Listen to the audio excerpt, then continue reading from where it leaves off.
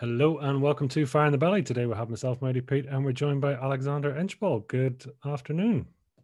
Good afternoon, Pete. Great to be here. Thank you so much for having me on your show. Listen, an absolute pleasure. I've been looking forward to seeing you come on. So you are, well, tell us, who are you? What are you doing? Where are you from?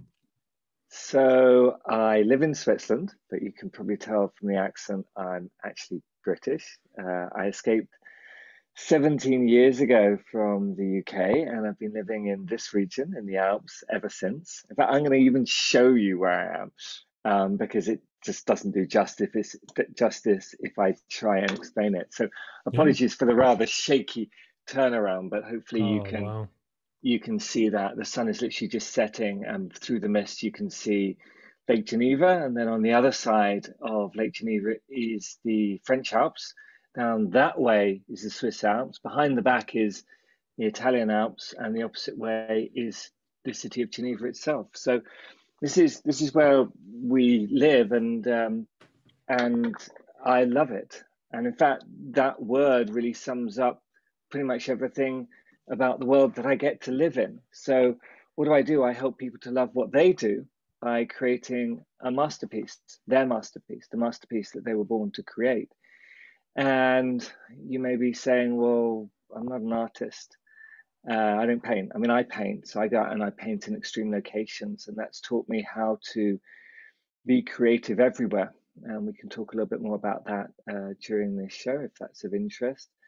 But what I really help people to do is create their own masterpiece. Now, it could be a painting. In fact, I was out the other day with a client helping her to create a painting at the top of a mountain, 3,100 meters. But most of the time, a masterpiece is more likely to be a retreat, a coaching program, a project, a business.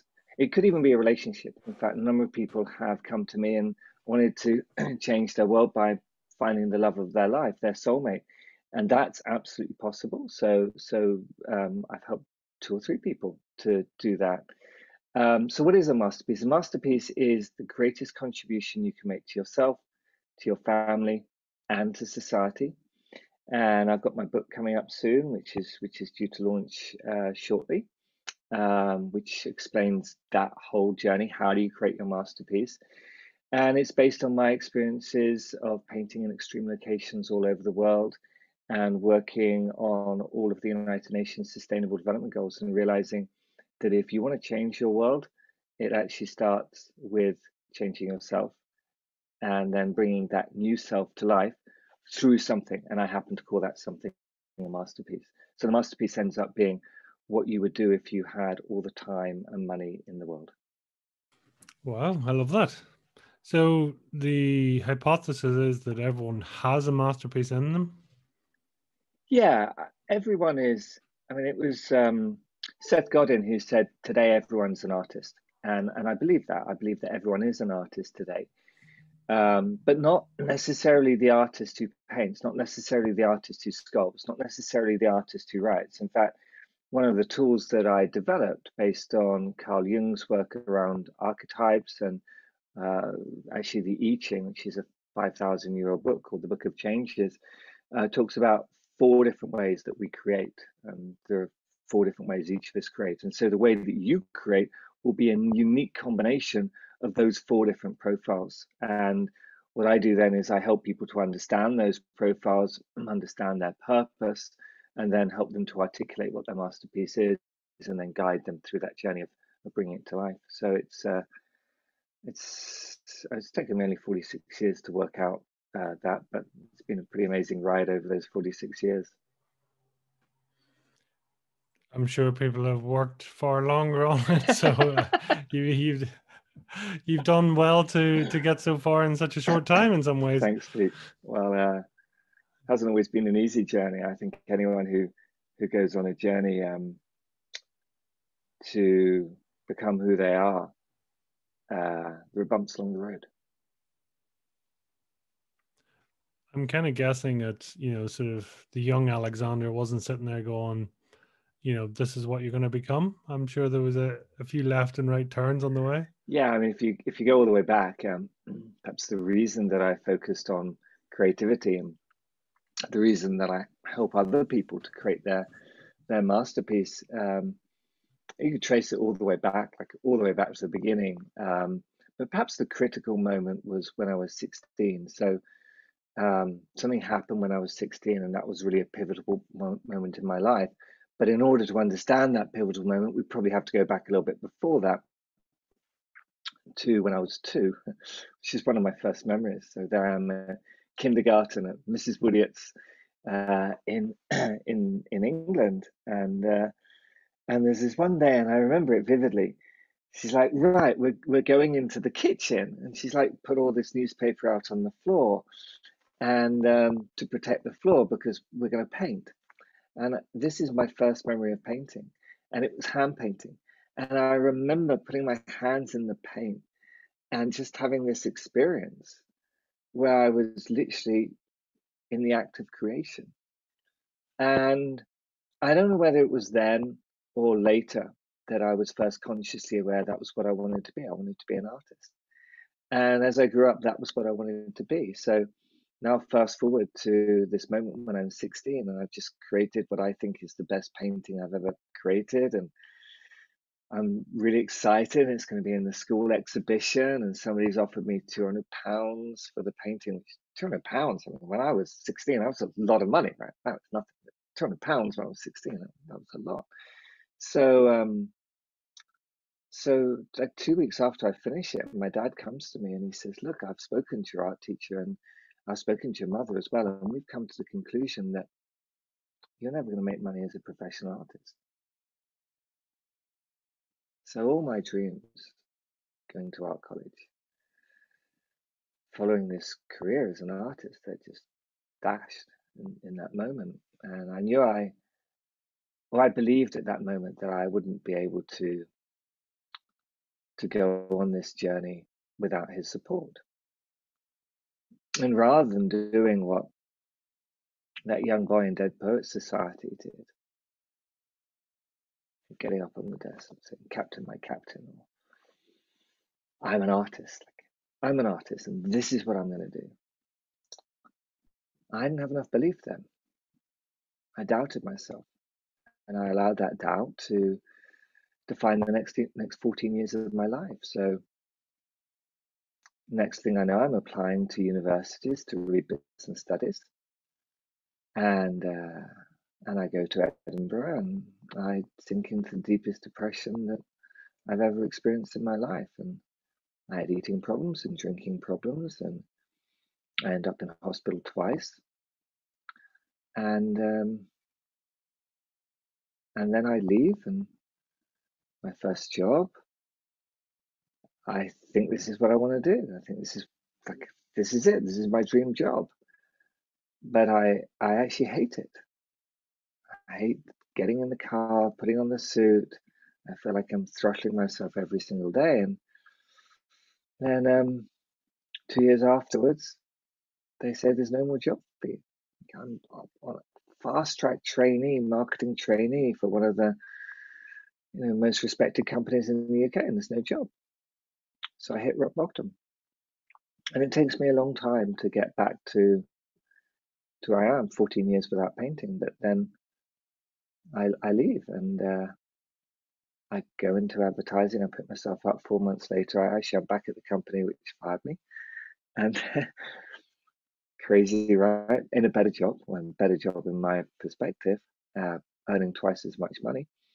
And I do that for a while, and then I go into advertising, and I help to shape the way the internet is, companies which are struggling with the internet, and I help them to grasp the internet, because I feel that that's going to have significant change in the world. And then I realized that I'm going to break down, so I escape and I move here. And it was here when I start painting again. And so my whole life, to answer that question about it not always being easy, is really framed in the first 16 years before my dad says what he says, the next 14 years where I stop painting, and then the next 16 years after I move here where I start painting, and I go on this journey to work out how to unlock creativity in me, how to free creativity in myself, and how to free creativity in others. And everything that I've done over those last I would say 46 years has been an exploration of what happens when you suppress creativity, what happens when you release or unleash creativity. How do you do that? How do I do it in myself? How do I do it in others? And what impact does that have on the world? And I've been to some pretty extraordinary places and seen some things which I didn't understand. And that's what led me to write 2 books, to really understand what I was seeing, because you you wouldn't believe it unless you saw it, and even if you saw it, you'd think you're mad. And I started to see that, and that's therefore shaped the programs that I now run for people, and why people now come to these programs. Wow. Thank you for sharing that. I'm struck obviously by the 16-year cycle thing. You know, you're Yeah. 16, 32-ish and 46-ish. Yeah. So it's sort of kind of gone full circle, or 3 circles, or whatever way you want to look at it, right? But it may be doubles of 7-year cycles. I don't know. I mean, like, you'd probably have to speak to an astrologist to understand the cyclical nature, but you could say 2, right? So the moment when you shift from, primarily producing theta brainwaves, you're primarily in the unconscious, you're connected to all of it, and you shift theta brainwaves, and that's when the ego starts to form. And we know that psychology tells us that's when the ego starts to form. Neurology tells us that's when the ego starts to form. Parents tell us that's when the ego starts to form, because you can see your children, like, something happens, they start to throw tantrums. They're different. So I'd say kind of 2, and then 16, so that's 14 years, and then 14-year gap to 30, and then I'd say another 14-year. Like, I would say I'm in a different cycle now than, let's say, the last 2 years. So things have happened in the last 2 years where the business has just really taken off. The coaching programs have taken off. So maybe it's 14-year cycles, and maybe it's broken down into 2 7-year cycles, like the 7 years. I don't know, but I'm sure an astrologist or somebody else would have a perspective on that. Maybe somebody's going to reach out to us and say, it's this cycle. Who knows? No, it's I think it's fascinating. It's you know, and it is that when you see that wave, I don't know why sometimes it can be it can be quite calming to know that there is a wave. And also, you know, listen, whether it's psychosomatic, I don't know, that people say, well, listen, I'm on my up cycle, I'm on a fresh cycle, so therefore, you know, call it a midlife opportunity, midlife crisis, I can do whatever the hell I want now and let go of the past. So whatever works, right? Well, I certainly believe that we live in cycles, and I think we've forgotten that. And a lot of the tools that have emerged really over the last 6 months, while we've been in lockdown and these extraordinary things have been happening around the world, have all been about cycles. And if you look into nature, here we are in autumn, and of course what happens in autumn is we tend to focus on the leaves coming off the trees, but actually there's something else going on in autumn, and that is that we pick the fruit. So, like, here I'm surrounded by 17 vineyards. There's a UNESCO heritage site, which is these vineyards falling all the way down into the Lake Geneva. It's incredible, like stacked up on terraces. So they've just done the vendage, which is literally the harvesting the grapes. But there's also, the owner of where we live, so we rent this place, brings us bio apples. So we forget that autumn is about harvest. But in order to get a harvest, the plants need to regenerate. So if this is the harvest time, you need to go into winter. So what's happening now is, I've just been out painting that painting a couple of weeks ago. Last year I painted that painting, because the autumn colors are so beautiful. And we forget that actually that means we're going into winter. So what happens in winter? Well, actually, if you take an apple, the core of the apple, after you've eaten it, is a seed. What happens in winter is we regenerate, we reseed. And then we go into spring. What happens in spring? Well, things start to grow, like new shoots. The tree grows another ring, it starts to expand. And then we go into summer. What happens in summer? Well, things flower, and they attract other species in order to pollinate them.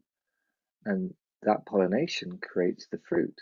And so we go round in cycles. But what seems to be happening on the planet at the moment is we seem to be focusing on only 2 seasons, 2 stages of that process.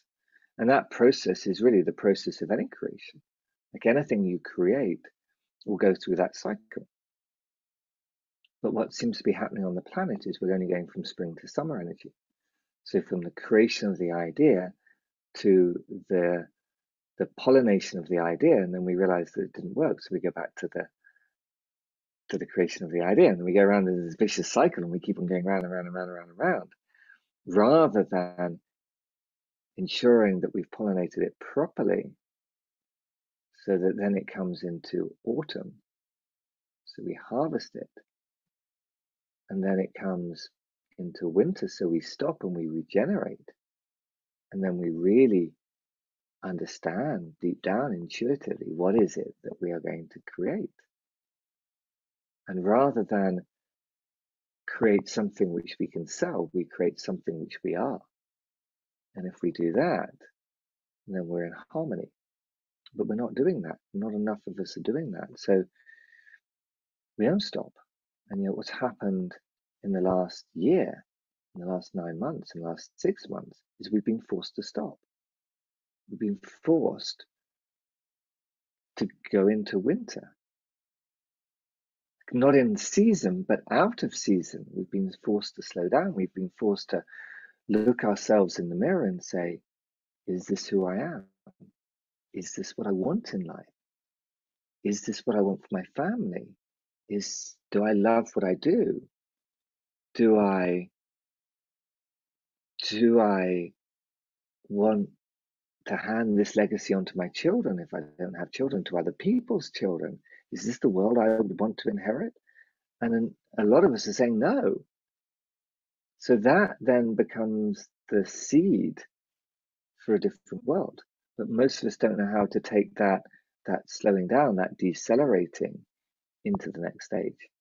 And that's really what I've discovered in myself through painting in extreme locations and through doing the research and then through working with other people to really understand, how does this process work? How do you bring something from deep within you, from the roots underground? How do you do that? Because when you go into winter, all the energy from the tree, literally the leaves fall off and all the energy goes back, the life force of the tree goes back underground.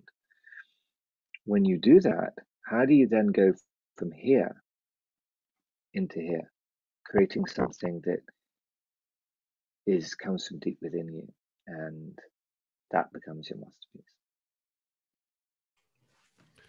From your point of view, then, I mean, what do you think is, or what do you find is the most powerful season? All of them are powerful. I wouldn't pick out one season and say, you know, spring is more powerful than autumn and it's more powerful than winter. I would say that most of us have forgotten autumn and winter. Like look, I live in the Alps, right? So I'm looking at a mountain which is over 2,500 meters high, right? The one I just showed you. And I'm looking at another mountain which is 3,000 meters high. There's snow in the mountain which is 3,000 meters high, and the snow keeps on coming and going on the one which is 2,800 meters high. Probably it's 2,500, let's say. When I first moved to Geneva, I lived on a mountain at 1,000 meters for 18 months. And I moved in January and I left the following June. So that meant I stayed there for 2 seasons, 2 winters. That's at 1,000 meters. The snow first landed on that mountain that first year in October. It stayed from about mid-November, and it stayed from mid-November through till March the following year. The following year, same thing happened. In fact, I think that year it snowed as well in April, and the following year, same thing. So mid-November through till about March, April, somewhere like that. There's snow in the garden. And like 2 or 3 times a week, I'd get up and there'd be snow outside, and I'd spend like 45 minutes shoveling the snow off the drive in order to get the car out. Something you'd see in the States, but I was doing this every day. It was incredible. And I'd drive down my mountain and I'd go to work. Now they have snow on that mountain for maximum 2 days at a time. 5 months to 2 days. So what's happened is that the climate has got so warm that the snow line has gone up and up and up. What that means is that winters are not so severe. I mean, I went out, I recorded a podcast, my own podcast today, outside. It's the 9th of November. I shouldn't be able to do that. I went up to almost 1,000 meters and I was sitting there in a sweater and a scarf. And the guy I was interviewing was sitting in France in the Alps and he was in a shirt. That's wrong. Sorry, that's wrong. Why is that happening? You can look at all the external reasons. You can say, well, we're putting too much CO2 into the air, we're doing this, we're doing that, we're doing the other. But actually, all of these for me are symptoms of a deeper problem. And if you look behind the symptoms, you can see what that problem is. So is one season more powerful than another season? No. But are we neglecting one season or 2 seasons? Yes. We're neglecting winter for certain. We think it's bad. We think it's cold. No. We can't have winter. Winter is when we regenerate. It's when we stop. It's when we slow down. It's when we look after our health. It's when we look after our physical health, our emotional health, our spiritual health, our mental health. How many people have mental problems at the moment because of what's happening with COVID? And yet we're being forced to confront this. So for me, I think we've neglected a season. I'd also say we're probably neglecting autumn as well to some extent. We're not really focusing on how do we harvest. So we're just going back, how do we make profit? How do we make profit? How do we make profit? Rather than how do we produce fruit, which is going to reseed? Totally different thought process. One says you get to the end, you've exploited, you've extracted the value out of that customer, out of that person. The other said, no. We reseed, so we go back around the cycle. So we kind of look at autumn, but we look at it from a different perspective. And we don't look at winter, and we look at spring and summer from how quickly can we launch something to exploit more resources to keep us addicted to the system. What do you see as the system? I would go back 5,000 years to the dawn of civilization. I don't think you can understand the system until you understand the source of the system, the origins of the system. So if you go back 5,000 years, I'm going back to Sumer, and this is a simplification, but it works in terms of helping to really understand what I believe is going on today. So there were really 4 inventions that Sumer, which was the first civilization in the Fertile Crescent, which is really in modern day Iraq, came up with. And those inventions separated us from us. So we ended up like not connected to all of this. If you go back before Sumer, before we became agrarian, we were connected to nature. We had to be connected to nature. So your ancestors and my ancestors only survived for one of 2 reasons, which is only really one reason. They survived because they escaped being hunted and they hunted. And in order to do that, you need to be sufficiently intuitive. So you need to be in touch with your 6th sense. You need to feel the entire ecosystem, the entire ecosystem. You need to feel part of that. But as soon as we become agrarian, we put ourselves above the system. We say that we now master the system. We now nurture the system. We're farmers and we are in control of the system. And then we fast forward to the first civilization and to these four inventions. And these four inventions for me are what has separated us from us. So the first one is slavery. If you look at the first slaves, it's not in the States, it's not in the UK, it's in Sumer. So what does the first slave do? It creates inequality. So we now have man unequal to man. Second thing, marriage. Why would marriage disconnect us? Well, because the first marriage was not about equality, it was about possession.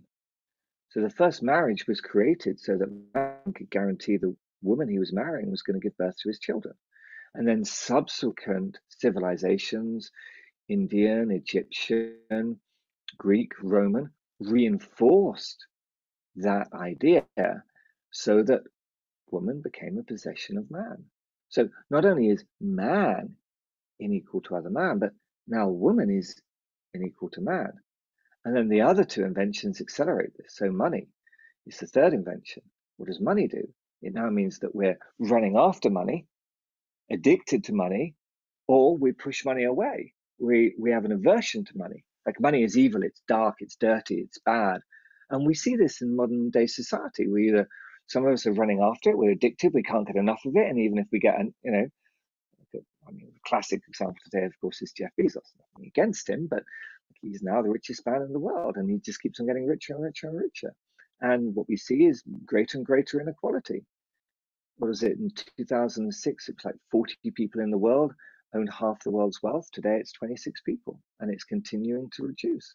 So money is being increasingly owned by a few people. We're living in a more and more unequal world. And then the fourth invention, one which we don't really think about because it's so much part of society that we can hardly even see it, is time, the measurement of time. So before the first civilization, time just expands and contracts based on what you need. We need to go hunting. Let's go hunting. We need to build the fire. Let's do that. Oh, it's dark. Let's sleep. But what then happens is we create this idea of cyclical time. So you see a lot of societies, and society is the classic one, where they create cyclical time. Time goes in cycles, which makes sense because seasons go in cycles, days go in cycles, months go in cycles, years go in cycles. Like that's logical. But then in the Middle Ages, we create the whole perception of linear time, that time is linear. Why do we do that? Well, the Christian church created that with the idea that you go either to heaven or hell. So now time is linear. And then fast forward to today, and none of us have got enough time. Like same thing, we're either running after time or we have too much time. Time's hanging too much. So these two things create inequality, and then these other two things accelerate the inequality. And now none of us have got enough time to stop, to be us, to discover who we are. So what is the system? The system is the outcome of these four inventions. And they are so deeply embedded in us, our relationship to money, our relationship to time, our relationship to power, and our relationship to love, that we cannot even perceive them. We cannot even extract ourselves enough from the system in order to be able to observe that we are part of the system. And yet, before the first civilization, we were part of this system. We were part of it. There was no separation between us and it. Now that we're in the system, we can't even see that we're in this man-made system which is in the process of unbalancing the entire ecosystem. And yet we are the ecosystem. We're not separate from it. We are the ecosystem. One of the things that I've observed painting in nature is the moment you stop resisting nature, it stops resisting you. It's snowing, right? So there I am. I'm on the mountain I lived on, and I go up to paint. You can see this video, right? It's shot by a friend of mine called Tony Johnson, brilliant media guy. And we go out there, and we didn't, like, it's snow on the ground, set up the canvas, start painting, and it starts to snow. And he's videoing me. I'm like, shit. My ego kicks it. So I start fighting the elements. And as I'm fighting the elements, it gets worse. Paints are running, it's a disaster. Then at a certain moment, I stop and I observe. And as I observe, I realize that the snow is mixing with the paint and creating really interesting patterns. I'm like, how cool is this?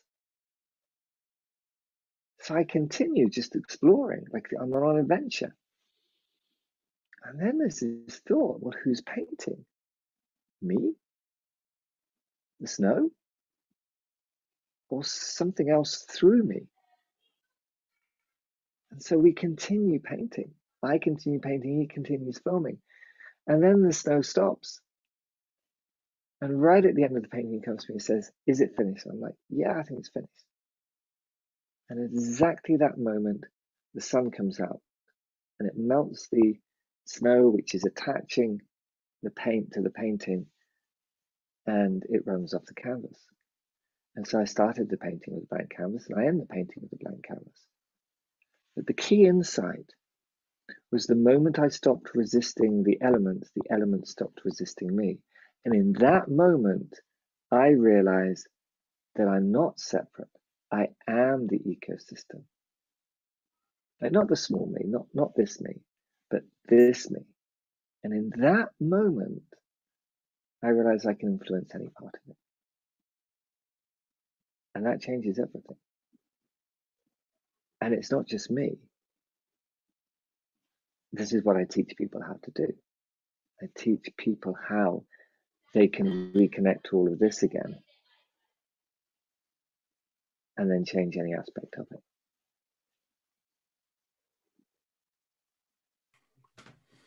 In the likes of that, I mean, are you at that point? Are you reflecting, or are you making? Or are you creating? What's happening in that moment of transition of the conscious you, subconscious you, universal, environmental factors all blending? Well, everyone will have a different explanation. Sure. And everyone's explanation is correct. So some people would say, like, they'll use different labels. Like you just use, is it unconscious, universe? Is it energy? Is it spirit? Is it, what is it? And actually in that moment, it does not matter. In that moment, you don't care. In fact, if you try to articulate what's happening in that moment, you come out of the moment. It's like a glass of water, right? So in the moment that you're in the glass of water, you're in the water. You're having the experience. You're in it. There's no separation between you and it. But what then happens is you get out of that moment. You're like, oh my God, that moment was so incredible. You have to go into that moment. You have to experience that moment. And then we start to describe that moment using the only language that we have, which is based on our upground and our experience and our culture and the system. But someone else goes, no, you got it all wrong. No, it's like this. This is, and so they use a different set of labels. And somebody else says, no, you got to, it's like this. And they use a different set of labels. But the key point is not the labels. You can see this with religions, right? What do the religions do? The leader of the religion never wrote it all down and said, oh, well, this is how you do it. This is how you access the glass. He didn't do that. Or she didn't do that. What happened is their acolytes wrote it down and then turned it into a process and said, this is the only way to access the glass. No, there are infinite ways to access this. Infinite ways. And as soon as you start using a label or a term to access this, you're not accessing it. You've separated from it. And so it's so difficult. And so a lot of the work I end up doing, and a lot of like the breakthroughs that have happened this year have come because people have been locked down. And what happens, and you can feel it right now, is that they feel the energy. Like they feel, you may call it the fire in the belly, but right now you can feel this energy, right? And everyone watching this will be able to feel this energy. Not everyone, but a lot of people, you might be able to feel some energy running through your body. What's that? Well, as soon as you start to give it a label, you're no longer experiencing it. You've literally gone up to your head and tried to explain it. But if you just stay here with this energy, you'll feel it. And that is you in the water. And my experience is that you can stay in the water for a minimum of 6 hours. That's what happens when I paint. So I'm in the water. How do I describe it? I don't know. I mean, I just tried to, but I try not to use a word to describe it, because as soon as I do that, it's like I'm going to trigger you. So I call it the inner game, which is actually not even my term. It comes from 2 guys called Adams and Anderson who did research with, I believe, 500,000 people. Was it 250,000 people? Anyway, their book is called Mastering Leadership. Brilliant book. And it basically describes that those people who come from their inner game are, I think it's 1,000 times more effective than those who come from their outer game. 1,000 times more effective as leaders. Incredible. Trying to do the math. Is that it's like 5 square root of 5 or something? I can't even do the math. I can't do the maths, Pete. I have no idea. But I remember doing the maths when I read the book, and now I use that to explain it. It's funny you talk about water, and just because this week I came across it was a Bruce Lee clip, and he uses it's actually an interview from 1971, and I don't know why it's is it funny? It's not funny. It's opportune that you've mentioned water, and he talks about, and I'll just read the quote because I just happen to have it not far from me here, and saying, "Empty your mind, be formless, shapeless like water. Now now you put water in a cup, it becomes the cup. You put water in a bottle, it becomes the bottle. You put water in a teapot, it becomes the teapot. Now water can flow or it can crash. Be water, my friend." Brilliant. I'm going to turn the light on so that we don't get big shadow. So the inner game is formless. According to scientists, like the cutting edge of metaphysics, David Bohm, and before him, Albert Einstein, who, by the way, lived 2 hours that way, 99.999999% of everything is energy or potential. And that energy is inside us and outside us. That's what you feel. And that's why you can feel that energy at the same time that I can feel that energy. And even somebody watching this can feel that energy. That's formless. It has no form to it. That's us. So the act of creation is bringing the formless into form. If you go back to the quote, empty your mind so you can access the formless. He didn't quite say it like this, but I'm going to rephrase it. Empty your mind so you can access the formless, the infinite creative space. What Carl Jung, who lived 3 hours north of here, used to call the collective unconscious, what Albert Einstein called the unified field, what I call the zone of creation. You access that space, this infinite space, infinite potential.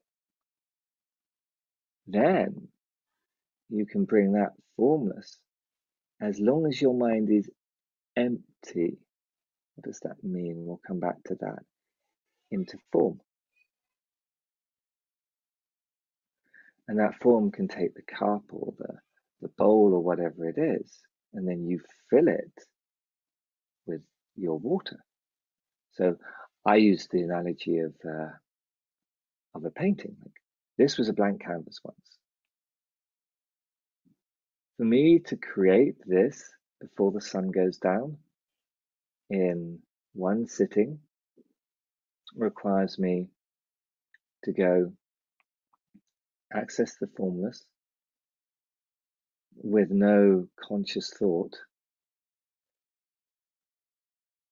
and then bring that into existence, into form. But again, I'm using terms, right? So those terms come from the world of energy. Use other terms from the world of psychology or neurology or spiritual world. Like any wisdom tradition, it's just a different, you're just going around the cup and saying, well, I describe it this way. That's all it is. But really, we're describing the same thing. But as soon as we describe that thing, we're not the thing. It's the paradox. It's still a blank canvas, though, really, isn't it? The painting. The one in the snow ended up being a blank canvas. Did you keep it as a blank canvas? Yeah. Because, again, it's a blank canvas, but with a story, with a journey, with a mystery, right? I actually signed it. Because what's extraordinary about the canvas is the blank canvas has energy. It has the energy of that experience, even though it's a blank canvas. And actually, therefore, there is value in the canvas. One day, somebody will pay a lot of money for that canvas.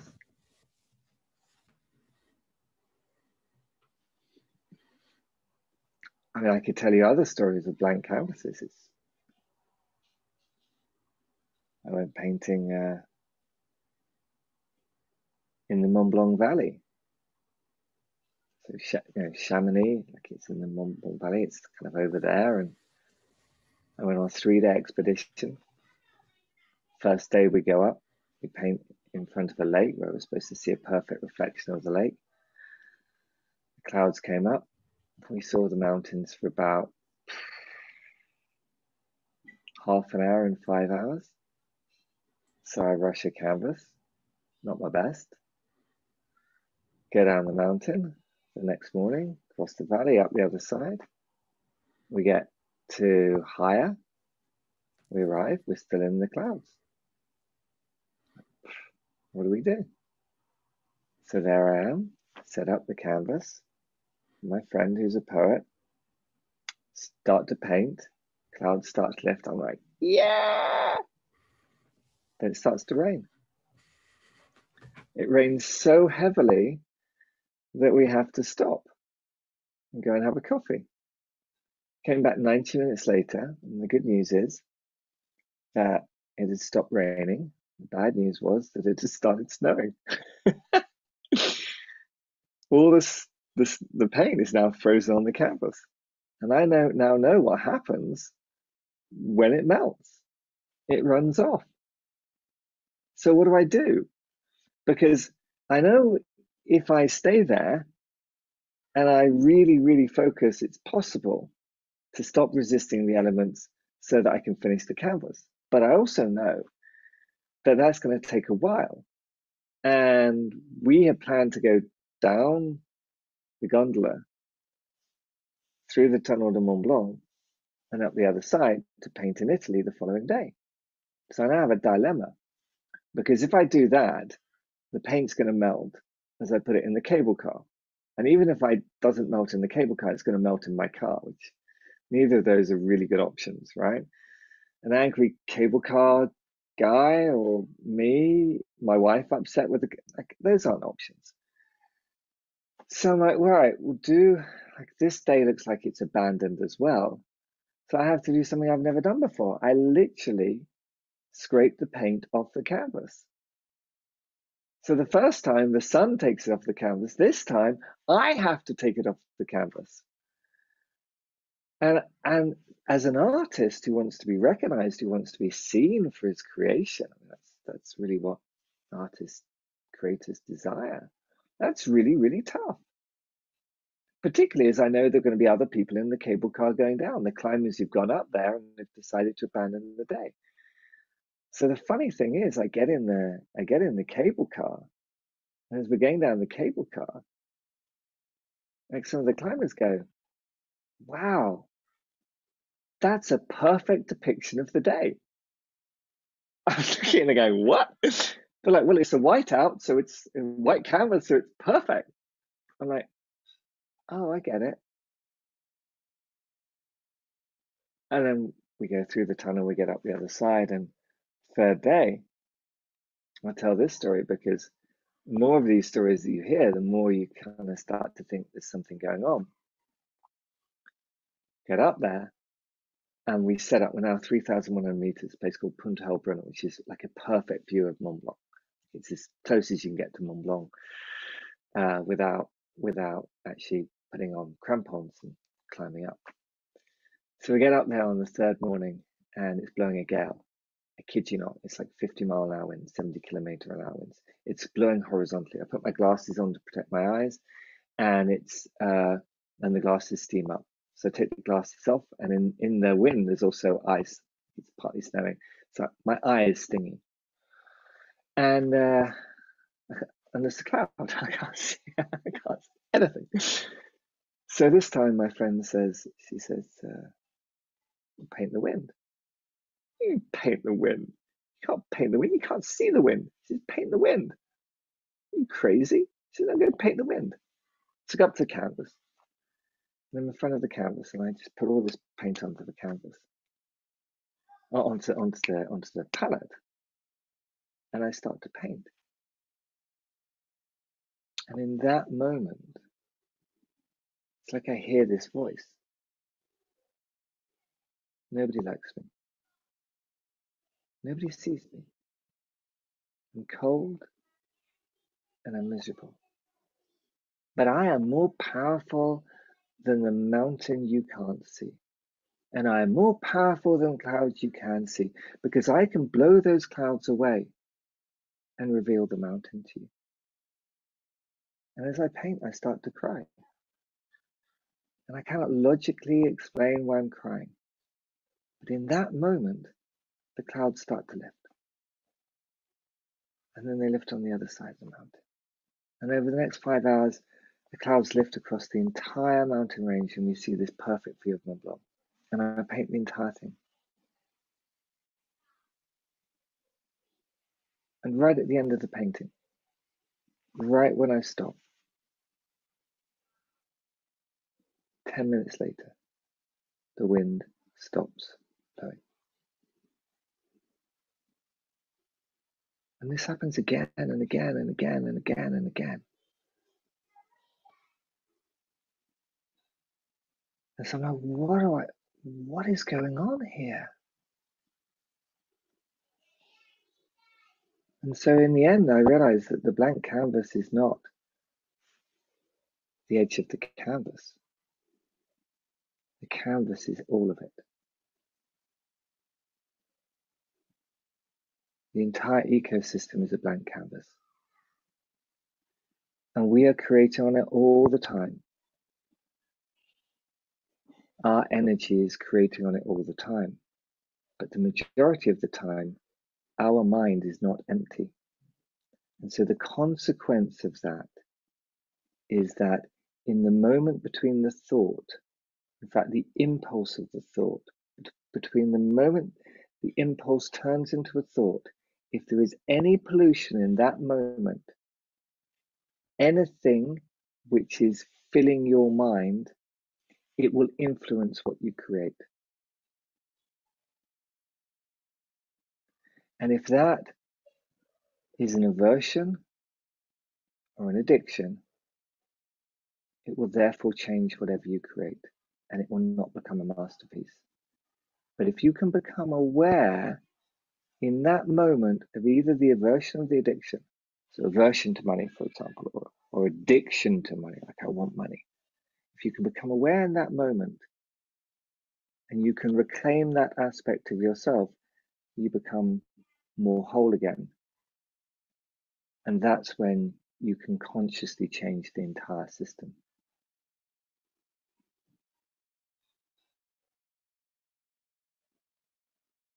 And I can give you example after example after example, painting, or even what was happening last week.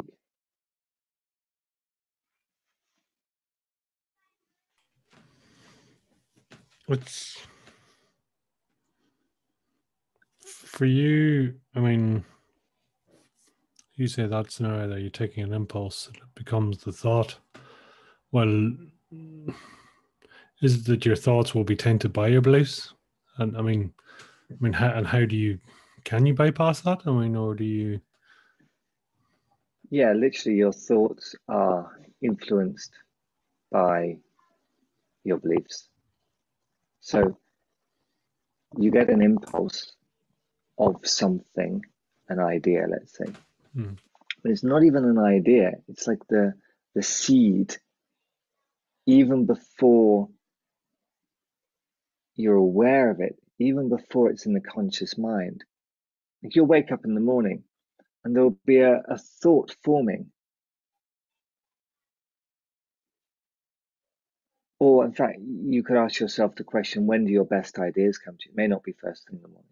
You know, I've asked this question of hundreds of people all over the world. And the answers I get are things like first thing in the morning, last thing at night, when I'm in the shower, when I'm in the bath, when I'm on the toilet, when I'm on the train, when I'm on the plane, these days we're not on planes, but in the good old days, right? Gardening, cooking, cleaning, reading, cycling, in the gym, running, in nature, talking to others. And the common thread between all of these things is when you get out of your head, when you stop thinking. In fact, when you shift brainwaves. So I talked earlier about delta brainwaves, we're connected to all. So the human spirit comes in and forms a body.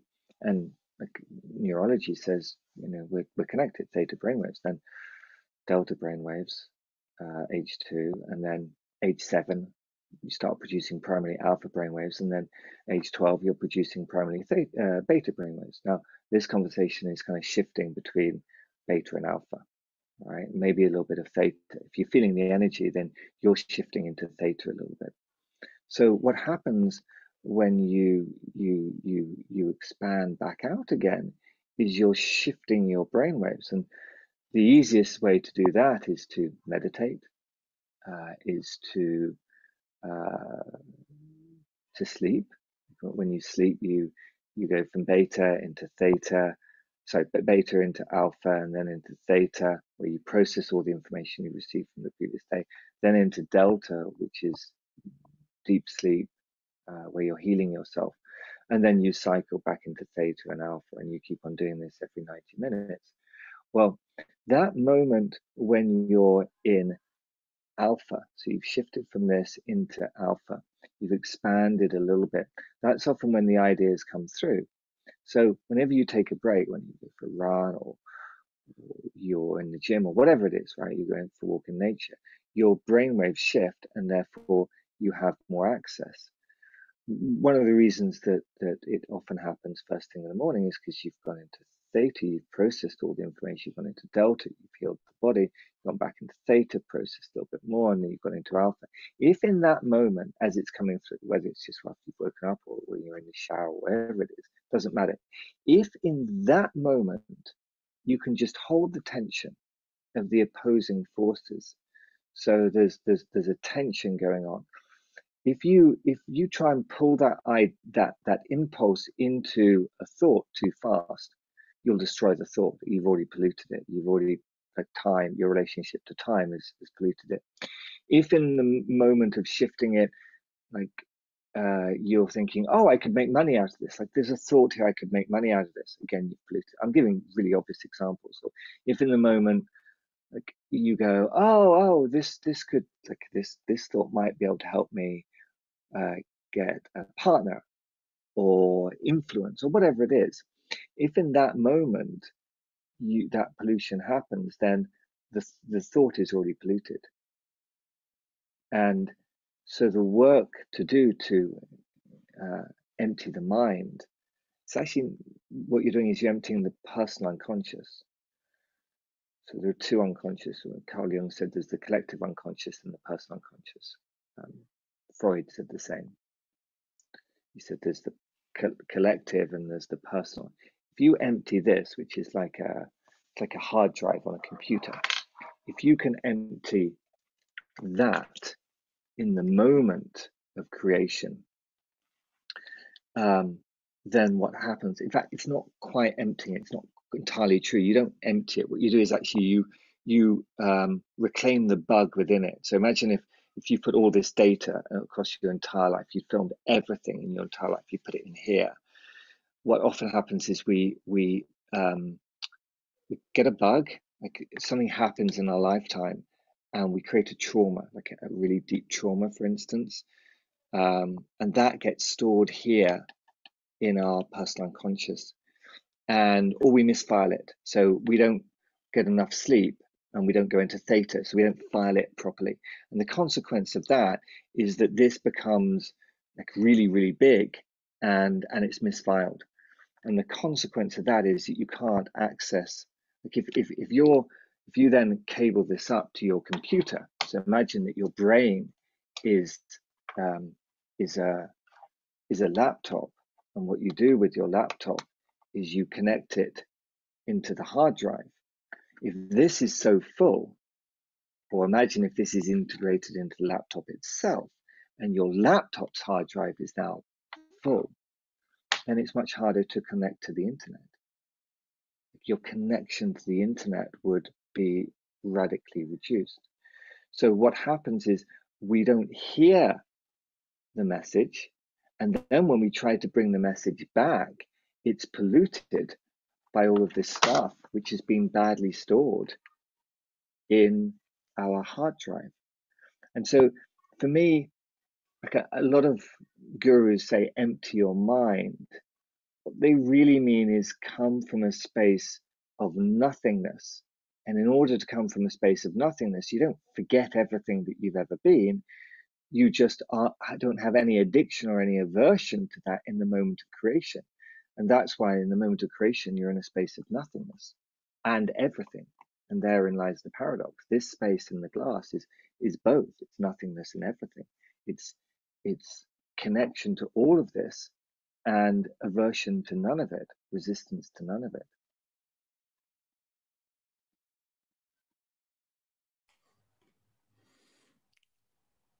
I'm trying to keep up. Pete, you're doing really well, by the way. You're doing really, really well. Because what I'm doing here, right, is I've literally taken my entire book, which is like about to launch, which is a shortened version of this. So this is a 408-page book, right? It looks like a blank book, like blank canvas again, right? It's a pretty dense book. What I'm doing is I'm taking that book, I've reduced it down to 140 pages now, but I'm trying to compress the entirety of that book into this conversation through examples. And so if you're like, I don't entirely get that. Read the book. Hmm. I think it's the collective mind, and the collective mind is what threw me. But that's a sort of a different um, concept, I think. Out of curiosity, when you are painting, I mean, is that for you? Are you painting by seeing? Are you painting by, is it by sight? Is it by memory, or is it by imagination? What do you see yourself, and is it you painting? Yeah, it's a great question. So there's really two questions in that. Who's painting? Um, and how am I painting? Hmm. Uh, so let me answer the first question and the second question. Who's painting? Well, that would come back to the inner game, outer game conversation, right? What is the inner game? Well, I refuse to put a label on it, because as soon as I put a label on this, I'm like, no, I disagree with that. So I'm not going to give it a label. But what I can tell you is how you can access it, which is the second part of the question, right? So you access this. In fact, let me explain the outer game, and then I'll come back to the inner game. So it's easier to explain the outer game than the inner game. So the outer game is our identity. And we access the outer game through our first five senses: sight, hearing, taste, touch, smell, feeling. So that is how we access this.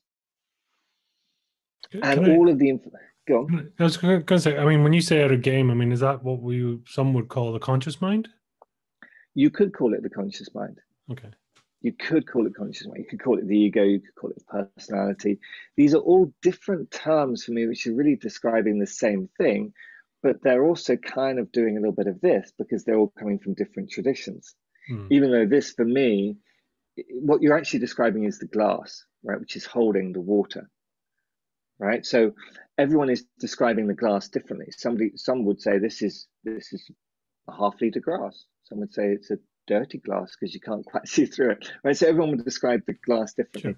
Sure. So what we're really describing is the glass now, that the holder, the container, the physical thing, which is the identity. Now, we focus on the identity and we say, that's it.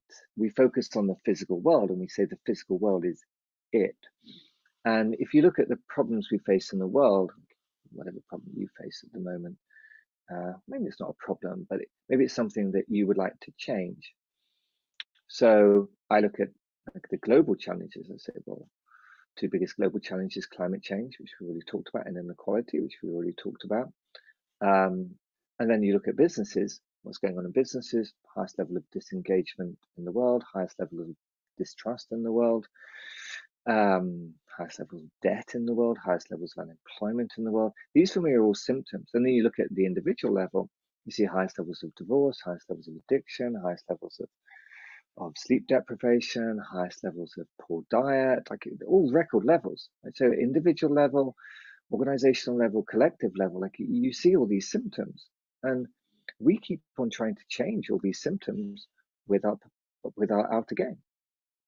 We keep on trying to do, well, we need to do this. No, we need to do this. No, we need to do this. Oh, that didn't work, so we need to do this. But actually, what we're not really making any progress. We keep on trying to think the problem, but thinking the problem is not going to change the problem. Often what it ends up doing, because it's still polluted by our thoughts, our beliefs, is that we're just making the matter worse. We're actually exacerbating the problem. This is a vicious cycle. We go round and round and round and round and round and round and round and round and round. And then we avoid the truth. And the truth is that we're not this. We're this and this. And that requires us to access something else, to shift our brainwaves. So we access the inner game. When we access the inner game, then we access unlimited creativity, we access unlimited collaboration. So what is the inner game? Well, I'm not going to give you that label, but how do you access it? You access it through the sixth sense, your intuition. And the key to unlock it is purpose. So purpose, like I've helped 1,000 people to articulate their purpose, which is the essence of who they are. Incredibly powerful session. It changes your life when you do that. And every time I do it, I feel that energy run through me because I can feel the energy run through the person. That's the key to unlocking creativity. So back to your earlier question, is everyone an artist? Or your implicit question, the answer is yes, everyone is, because everyone can access this.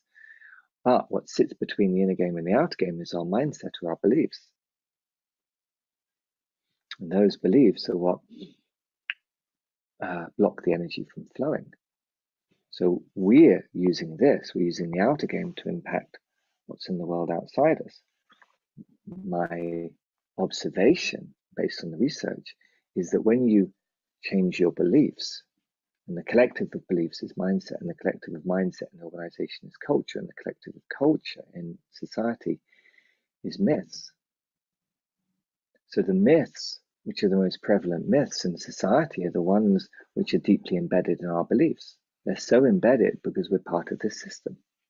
And we cannot extract ourselves from the system because we believe these myths. So, one of the biggest myths is that it's hard work to generate money. It's hard work. Or love comes from outside us. Or time is linear. Or only a few people are creative. Only a few people are artists. These are all myths. And what's interesting about the word myth is that, I'm sure you're aware of this in English, myth is both something which is entirely true and entirely untrue. So there are some myths which are true, which support who we are, and there are some myths which are entirely untrue. And if you can identify the myth which is untrue, change your relationship to it, then in that moment you empty your mind, or more likely you reorganize the hard drive, which is the system which sits in the middle of these two, so that creative energy can flow through you, so you can access the collective. And the idea of a collective mind, I wouldn't call it a collective mind. I don't think that's true. I think, as I see how you'd stumble with that, I wouldn't call it a collective mind. I think that's a potentially misleading label. Carl Jung called it the collective unconscious, which I think is perhaps a better term. And Albert Einstein called it the unified field. The original Buddhists called it the records of Akasha, which became known as the Akashic records. Some people would just call it energy or potential or the universe. But what's clear is that all of the different traditions are increasingly pointing towards the same water and just describing it differently. And I've experienced it, you've experienced it, we've all experienced it, but try and describe it and you create a problem for yourself. Wow. I think the collective unconscious, I mean, would that be, and I know you've attached several potential derivatives of it, if you like, I mean, universal truth, or truth in itself in its purest form, would that be one and the same? You could call it that. You could. I've never personally called it that. And of course, some people would say, is there a universal truth? And what is the truth? And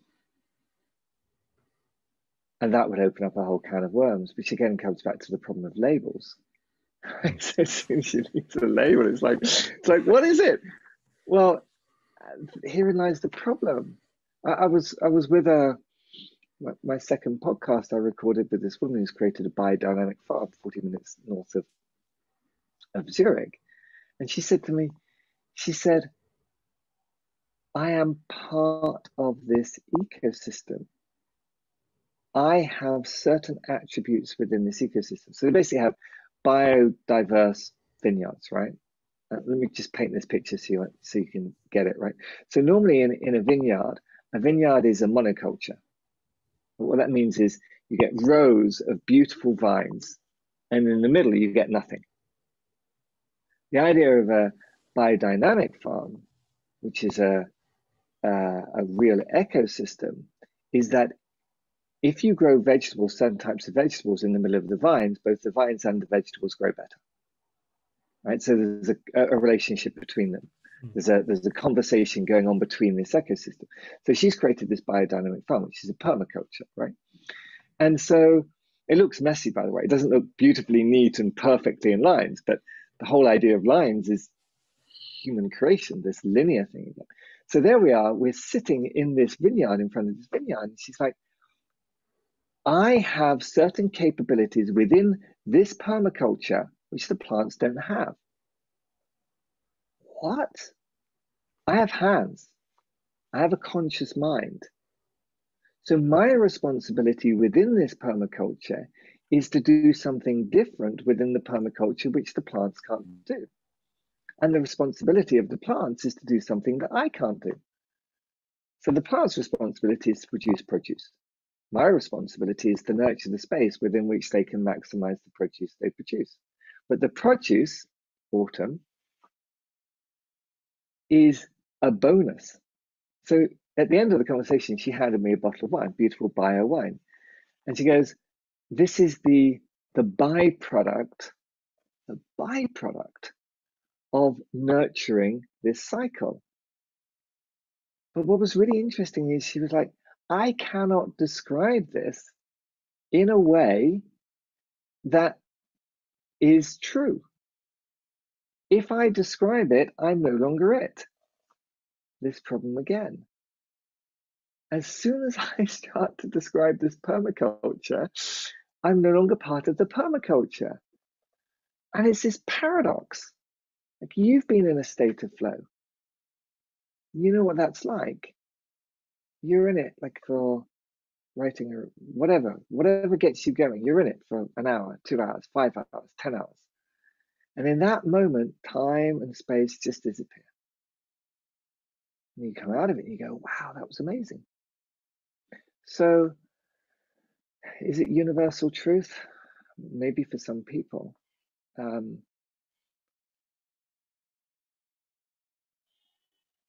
The encouragement is to experience it more often rather than to try and describe it. That if there's one message, it's really that.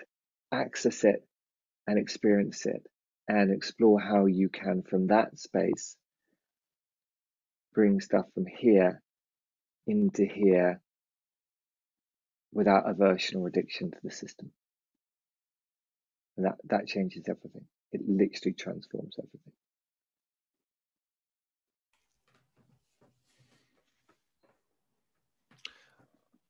There was a statement recently was made, and I don't know why it didn't sort of occur to me before, but it was that you cannot experience anything outside of yourself. I think that is potentially profound, although I probably need to understand the context in which it was said. It was along the lines, and it sort of makes sense that so we were talking about near-death experiences. Okay, so it was very much in the, when people talk about, it's like, I had this out-of-body experience, it's like it's a major event, right? A near-death experience, that sort of suggests a disassociation with yourself, or anytime we talk about being outside of ourselves, it's kind of a major thing for the sort of the conscious, unconscious mind, whatever way you want to choose. That was the context. Yeah, so I would say that in order to feel the energy that you felt earlier, you need a body. But you're not the body. You're the energy. So our five senses deceive us into perceiving that we are this. We're the body, we're the identity. But actually, according to metaphysics, we're just energy. So if you go all the way down to the atom, when you and I grew up, we're like, we didn't have this access to this information, but it's increasingly common knowledge. So you go all the way down to the subatomic level, and it's like a sandstorm. By the way, this doesn't come from me. It comes from the biology of belief, and I forget the author's name, but it will come back to me. And he describes it as a sandstorm. So what happens in a sandstorm? You've got wind and sand. Now, in the sandstorm, it feels like that sand is solid because you've got thousands of grains of sand hitting your body at the same time. But actually, it's not solid. The majority of it's wind. The majority of it's not sand, but it feels solid. It's like, and the same is true with the quarks and photons spinning inside an atom. So at the subatomic level, the vast majority of it is not solid. It's in fact only 0.00001% of it is the quarks and photons. The rest of it is potential, it's energy. So there's only a tiny, tiny fraction of you that is solid. And the only reason that we perceive it solid is because it's spinning at an incredibly fast velocity. But what that really means is that what is inside you is also what is outside you, because the same, the air is made up of the same. It's only a fraction is actually the quarks and photons. The same with anything. But what creates the perception that this is solid is their opposing forces. They push away from each other. So that's how I understand it. What does that mean? It means you're not the body. You're the energy. But our senses, our five senses, create the perception we are. And yet you can feel the energy at certain moments in this conversation.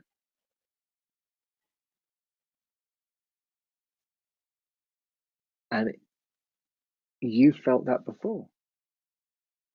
You felt that many times before, probably in other conversations with people where you get a rush of energy through you. When you're coaching somebody, or you're having a breakthrough, you feel something. That's you. I mean, people call it chi or kundalini or energy or whatever, spirit. Again, labels. Label doesn't matter. What matters is, are you feeling that, and are you able to channel that into something? I'm going to read out something I've written down. Go on. It might make sense. Just as Okay. you were talking. One that we're all meat tubes. That's a the body is a meat tube, but that's by the by. Art is the spontaneous eddy of the flow between the inner and the outer. So Art is the spontaneous eddy between the inner and the outer. Is that what it said? Art is the spontaneous eddy of the flow between the outer and the inner. Brilliant. Yeah. Who wrote that? Me, as you were talking. Brilliant. Brilliant. Yeah. Because I was in my mind, I was trying to work out, because when you described the painting in the canvas and you were asked, you know, had you was the painting finished? And you said it was. But then if everything is a continuous flow, well, how could you say it's finished? Because theoretically art is never finished. So that's kind of where the whole, I don't know where in the concept, and then you started talking about a sandstorm and you were talking about the spinning and all that, and it's kind of going, okay, there's too much here not to say as such, so yeah, that was, but That's the eddy brilliant, Pete. concept or that spinning concept was that actually, yes, and I think that's possibly the spontaneous bit, because otherwise, as you say, if you start acting on intuition before it's actually fully formed, I don't know, whatever analogy you want to use, it's you unintentionally destroy it before it actually takes its form, or before it solidifies, or before it's, it's like getting half a fax, right? You don't destroy it. So I agree with everything you said. You don't destroy it. You create a Frankenstein out of it. Yes. Yeah. So rather than it becoming a pure masterpiece, you actually end up bastardizing it unintentionally. And you aren't even aware in the moment what's happening because you're part of the system. Yeah. But in that moment of creation, you just created Frankenstein accidentally. And then you go, why the fuck am I getting all this resistance from the world? Why is it pushing back? I just put my heart and soul into this, and your beliefs. Mm. And there lies the key. I mean, we've known this for 5,000 years. I mean, this is just a different explanation of Buddha's enlightenment. I mean, all that Buddha did was he sat there and he goes, you don't have to believe in reincarnation, but all Buddha did is he goes, what's the one moment between life and rebirth when you can break the cycle of samsara or suffering? And he sat there for 7 years, or however long he sat under the Bodhi tree. I don't know, but he sat there for a long time, right? No, we went on a journey for 7 years, sorry, and he sat under the Bodhi tree for a few days. And he sat there until he had the answer. And the answer was, between the thought and the feeling associated with the thought. That was his, like, as soon as you make a thought good or bad, then you either want this or you want that. You're like, I want to be happy. I want to be joyful. I want to be peaceful. I don't want to be sad. I don't want to be unhappy. I don't want to be depressed. So the moment between the thought and the feeling, that was his enlightenment. And all I've done is gone a bit deeper than that and said, actually, between the impulse, the energy behind it, and this, if any positive or negative emotions which are associated with an aversion or addiction is involved in that process, then the idea that comes out is Frankenstein creating unintended waves. So all I did is kind of deconstructed Buddha's insight and looked at it through the angle of creation. And I didn't realize that, by the way, when it first came to me. Like, I had no idea that that was what I was really doing. And then I post-rationalized it afterwards. I went, oh, that's interesting. It's the creative variant of Buddha's enlightenment. It's just the same language. It's different language describing the same essential insight, which doesn't make it special. It just means it's a universal truth. I don't know.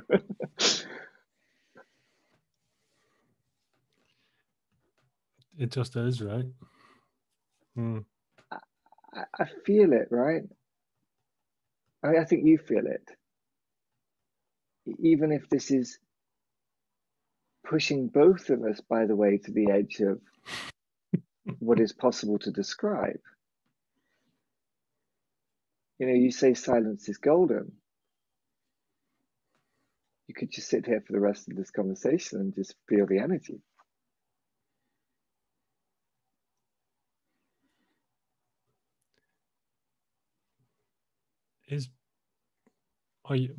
Okay. Are you able to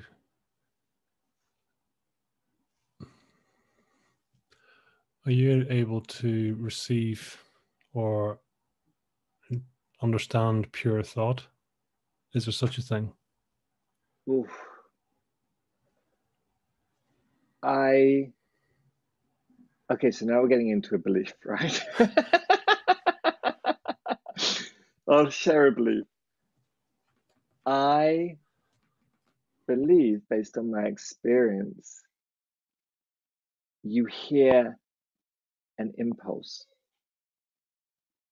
But somebody may say it's a pure thought. So again, it's a label that you're putting on something. I call it an impulse because I think that you're getting, before it turns into a thought, I think you're just getting energy. And I'll explain the neurology of it if you like, or the neurology is really interesting. So, you know, the myth, right, that the media keep on promoting to us, like right brain creative, left brain logical. Yeah, you know that myth. So it's rubbish. It's not true. Like, the research doesn't back this up at all. Actually, what happens is that when you are creating, and they put like wrappers in MRI scanners, when you are creating rather than repeating, both sides of the brain light up. But different parts of the brain light up when you're creating versus you're repeating. So you're obviously accessing memory versus accessing the ability to create. But that's not the most interesting part of it. The most interesting part is that when they were doing this, they noticed that the brain lit up a fraction of a millisecond. The thought became conscious. What? What does that mean? Like, I read this the first time I read this in a research article. I was like, what does that mean? Well, the researchers described it like this. They said, they used exactly these words. This would reinforce the idea of it coming from an outside agent. Many people have talked about this coming from an outside agent. What's the outside agent, right? Again, back to the label, right? But it's not coming from the brain. So where's it coming from? Like, the brain lights up after the rapper is about to speak it. So I call it an impulse, has come from somewhere. So what is it coming from? The heart? Is it coming from the gut? Well, neurologists today say that the gut and the heart are linked by the stem brain. In fact, they'd say that they're all part of the brain. So modern neurology doesn't define the brain as the thing in our head, the two hemispheres here and the limbic brain and blah, blah, blah. They actually include the stem brain, and they include the heart, and they include the gut. That's the brain. So is it coming from the gut? Maybe. Is it coming from the heart? Maybe. Is it coming from somewhere else? Maybe. So if you were to go and look at Joe Dispenza's work, Becoming Supernatural, which is a very long, slightly repetitive, scientific and very medical heavy book, where this Dr.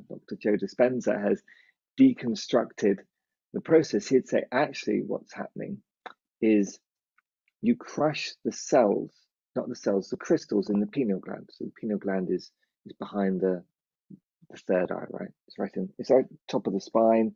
It's right in the middle of the brain.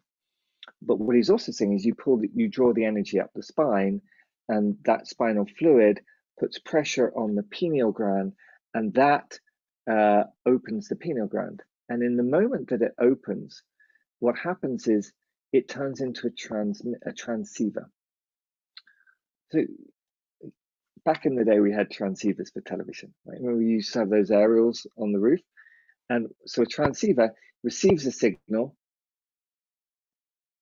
from outside and brings it down and then translates it into something on your TV screen. That's what a transceiver does. And what he describes is that this pineal gland is a transceiver. So where's the information coming from? And it comes back to the label. What is that?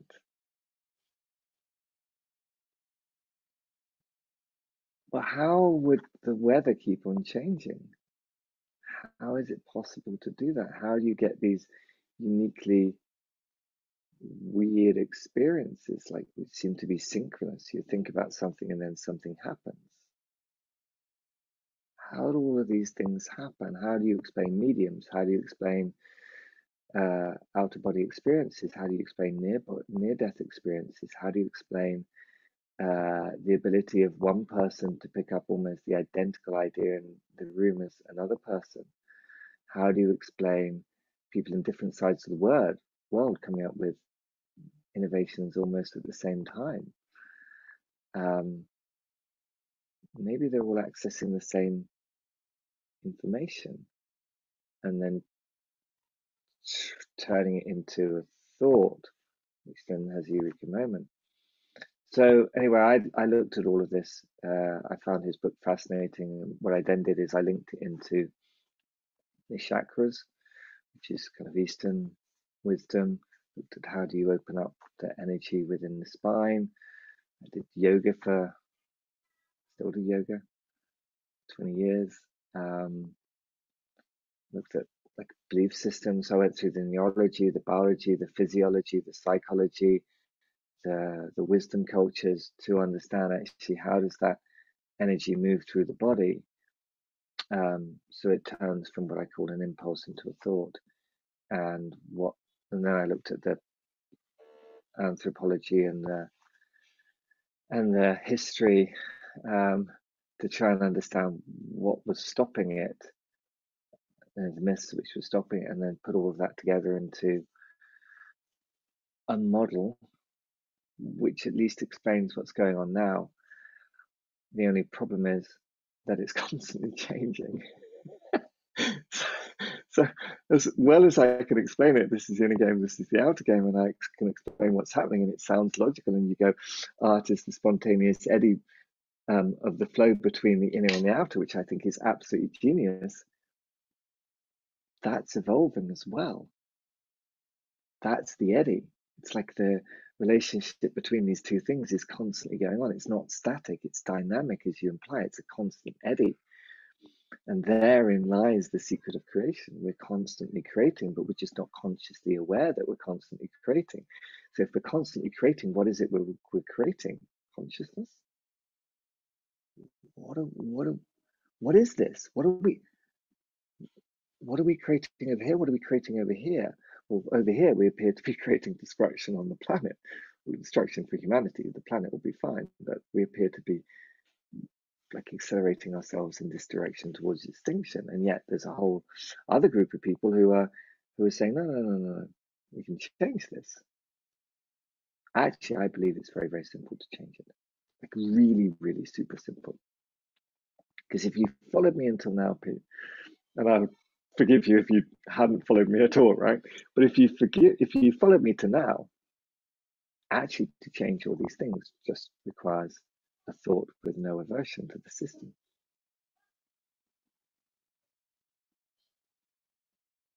which then manifests in a masterpiece. And if you can do that consistently, actually, let me say it a different way. If you can have the thought, the moment between the impulse and the thought, and you can keep on having thoughts again and again and again and again and again and again and again, no aversion or addiction to the system, you'll create a masterpiece. It's inevitable. It has to happen. It cannot not happen because you're always creating. You're just not aware that you're constantly creating. you're not aware that you're constantly receiving information and transmitting that information.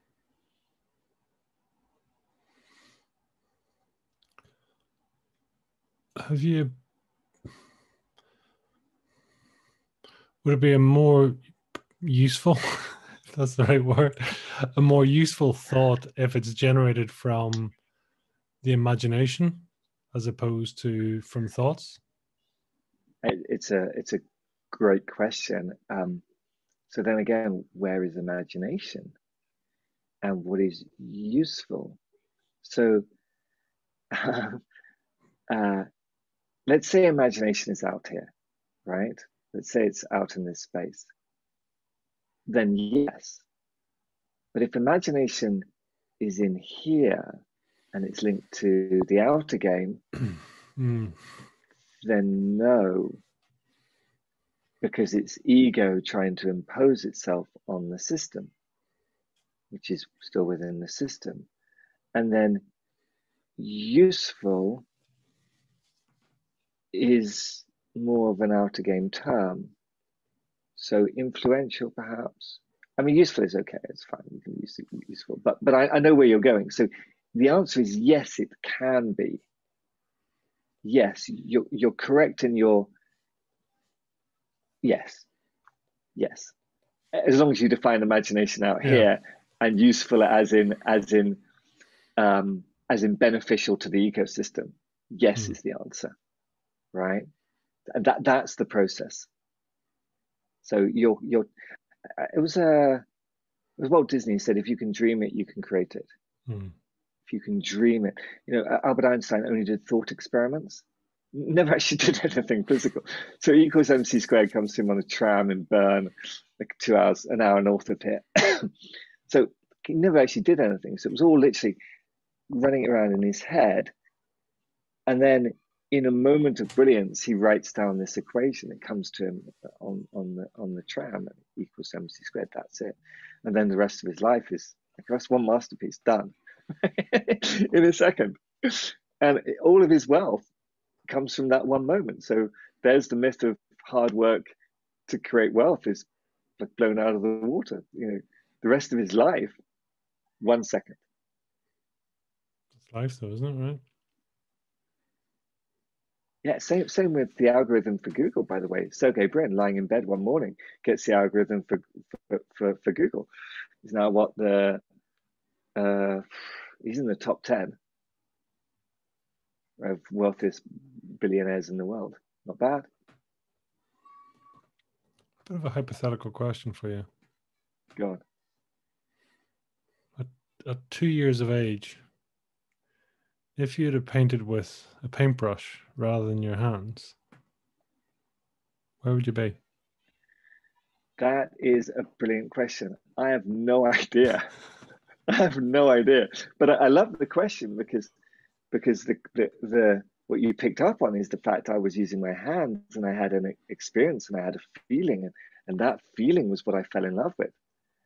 So I don't know. It's kind of a pointless question, but it's a curious one too, right? It's a brilliant question because I don't think it's pointless at all. I think it's brilliant. Because then you ask yourself, well, why did it happen that I painted with my hands? Right? Why did that happen?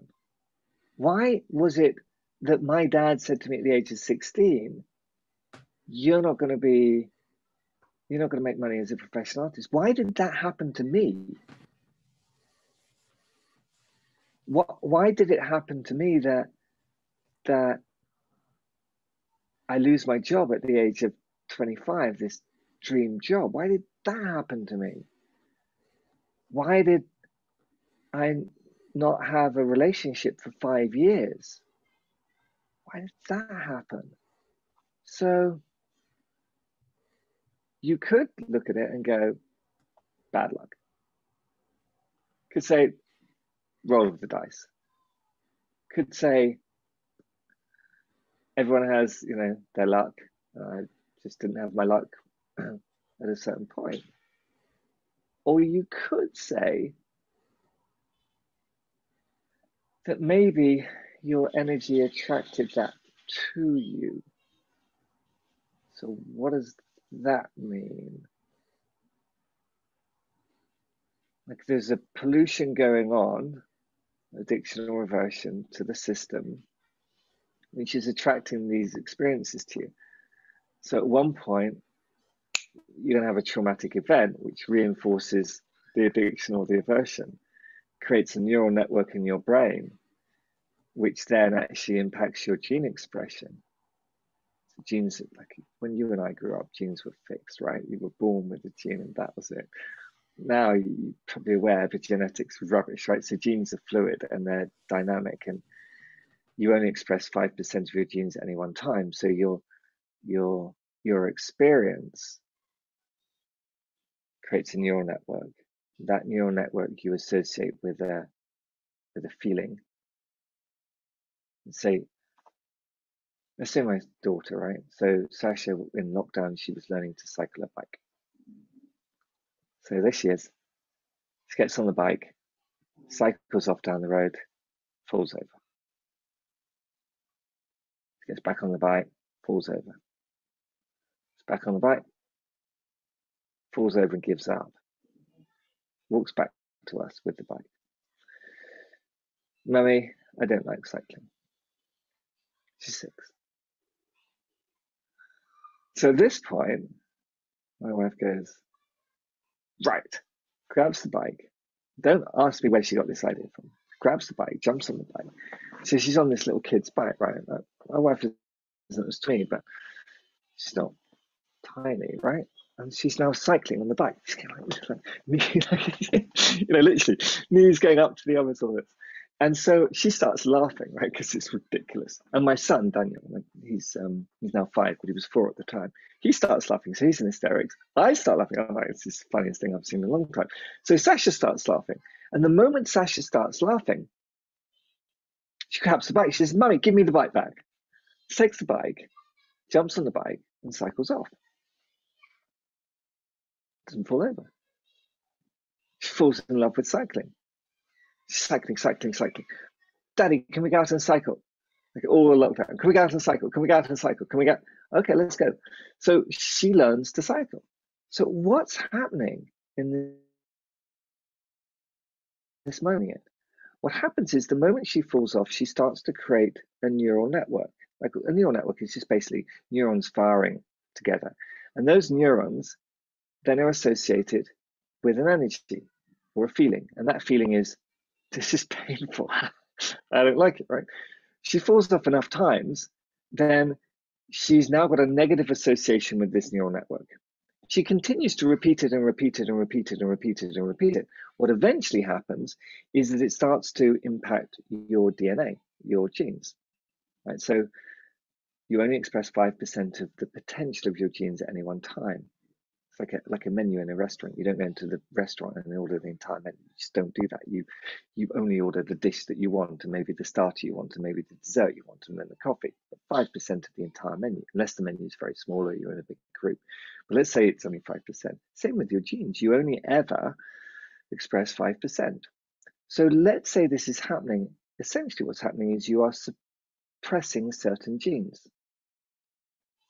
The consequence of that is that you are limiting your potential. So what happened in the case of Sasha? My wife jumps on the bike and then models a different behavior associated with fun or joy. And as soon as you associate it with a higher emotion, then you can change the neural network. Now, my daughter, because she was 6 at the time, is producing primarily theta brainwaves, and therefore her brain is still in the unconscious. The consequence of which you can rewrite the brain far more quickly because it's more read and write over. Right? So she's literally writing over what's going on with a higher level of emotion, joy, and so she jumps onto the bike and cycles off. So how do you do that if you don't have your mum standing next to you to model the behavior when you metaphorically fall off your bike or lose your job or get told that you're not an artist? My dad telling me you're not going to be successful as an artist. So then what you have to do is you have to go out into that state, theta brainwaves connect to this space, use your imagination, and then visualize you doing that with a higher level of motion, but no addiction or aversion, which is influencing it in the meantime. But that still doesn't answer the question. Why would this happen in the first place? Why would that trauma happen? Why would you have that experience where you have the car crash? Or I had what happened at the age of 16. I don't know who said it, and it's been said to me at least once recently. But this was saying that sometimes good doesn't happen, so great can.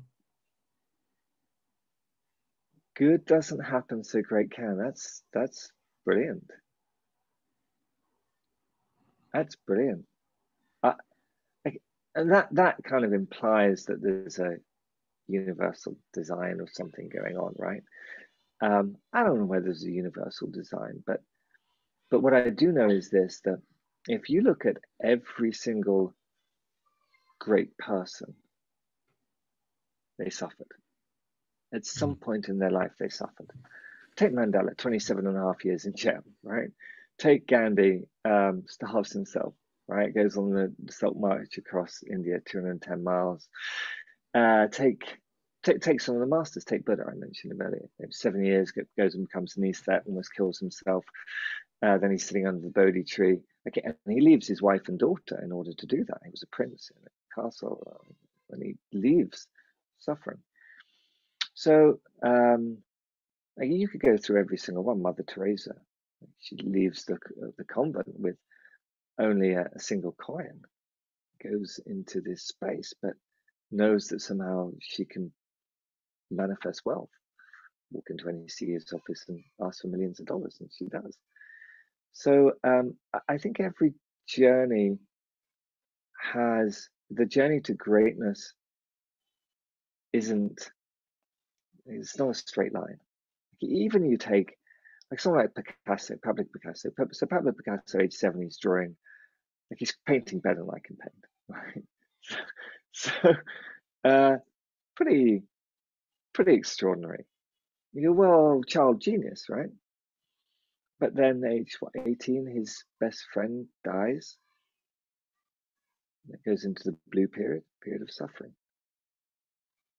So I believe that, I don't know whether it's like some universal design so that you go from good to great, but what I would say is this, that to get to greatness, you'll need to do that work where you realize that you are not this, you are this, and then reclaim your relationship to all of this.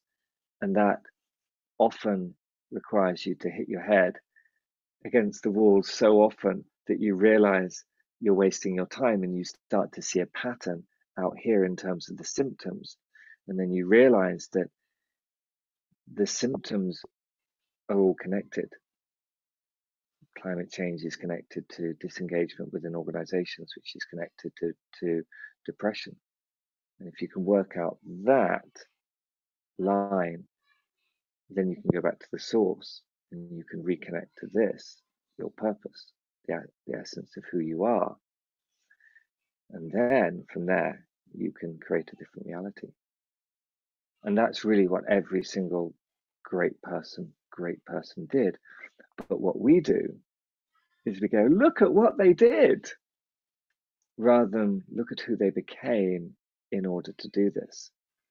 So we focus on the Truth and Reconciliation Commission in South Africa. We focus on the Salt March. We focus on this or this or this. We don't focus on who they became in order for this to become inevitable, in order for this to become their masterpiece. What's your purpose? To free the world's creativity for good. It's pretty clear.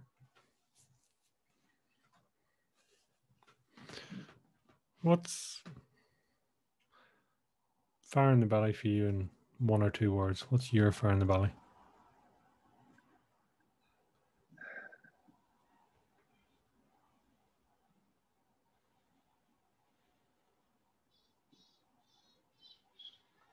Sasha and Daniel's favorite thing to do in the world is to ski. They love it. We're very fortunate that we live in the Alps, and that's what they love to do. Sasha's favorite season is winter. She's like, when can we ski? When can we ski, Daddy? When can I take my skis out?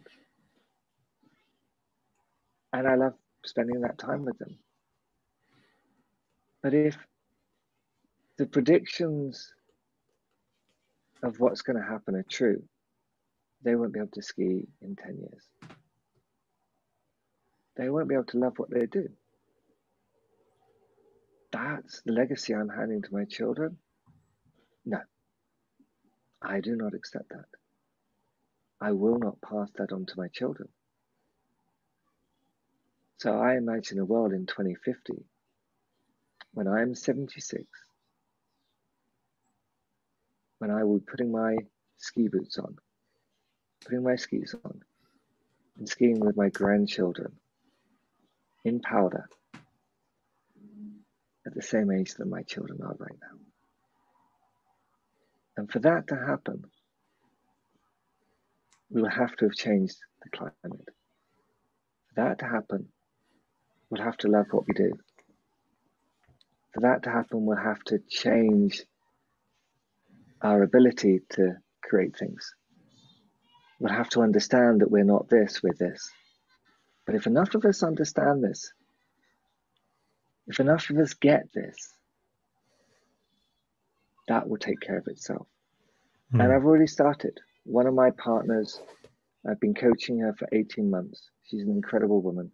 She worked for the United Nations for 25 years. She left to create an organization which has now become United Cities. It's her masterpiece. When I started working with her, she was struggling to get funding. 18 months later, she has billionaires bringing her billions of dollars. What's she trying to do? She's trying to bring cities, businesses, and NGOs together to realize the United Nations Sustainable Development Goals. What is she really doing? She's using everything I've just described to manifest these billionaires. And so she's now creating hubs all over the world in cities to make this shift. How many people do we need in order for that to happen? Not many. Not that many. And so my fire in the belly is to be able to ski regularly in the Alps in 2050 with my grandchildren. And that starts with the program I launch next year, which is called Masterpiece Creation, which is designed for CEOs of the major organizations to come on a journey and understand their this. Start in South Africa, power, and then we go to the Swiss Alps just over here, and we do Money and Mission, and then we go to the north of Norway where Harry was born, and we help them to dive into the depths and create their masterpiece, and then we go to the north to the west coast of Scotland, the Isle of Bute, and we help them to realize it with their team. And that starts with my book, which we will publish in a few weeks. And the intention for that book is it becomes a bestseller. Not because I want the money, not because I want the recognition. For one simple reason: once that book becomes a bestseller, then we can say it's a bestseller. And when we send it to these CEOs, to these founders, to these sources of the ecosystem, they will read it because it has credibility. And if that happens, then they're more likely to learn the program. So that's my plan.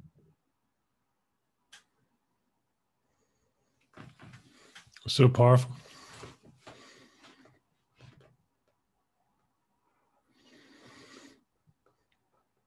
Alexander, it's been fantastic. I thank you. It's been I hadn't expected to go where we went, and that's great. And that's what I love about these conversations. So, yeah, until the next time. Thank you so much, Mighty Pete. What I really appreciate about this is your ability to create that blank canvas. That's your genius. So thank you so much. I really, really appreciate it. Thank you. Until see you soon.